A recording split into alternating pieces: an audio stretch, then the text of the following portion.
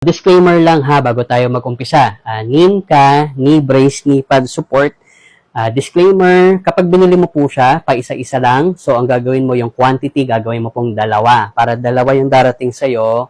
And then, another disclaimer, yung design and colors na nandito sa video ko, out of stock na po ito.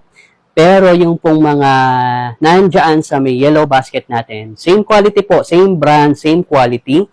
Sa kulay at design lang nagkakaiba. Pero pagdating po sa features, parehong-pareho lang po siya, no? Kagaya nitong ito, yung makapal na silicone dito sa tuhod para po kapag ka po tayo nag-activities, no? Halimbawa, madapa po tayo, merong silicone na ito, dito sa banda na to, itong oval na to, yan, medyo masikip lang siya, may hirap siyang isuot.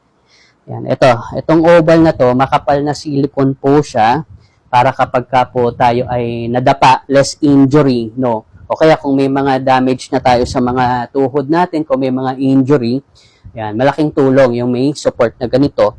Yan, sa magkabila naman po niya, meron po siyang spring na pagka po ikaw binabaluktot mo yung tuhod mo, so yung spring na yon nakakatulong po siya. Magkabilang gilid naman po sa binti, meron po siyang spring po dyan, no, para, let's say, for example, bumabalo-baluktot ka po, no, makakatulong po siya para mas makaangat ka kaagad. Tapos, kung gusto mong sikipan pa po, ayan, may velcro, kagaya po nito, ayan, para po mas masikip pa po yung suporta po niya.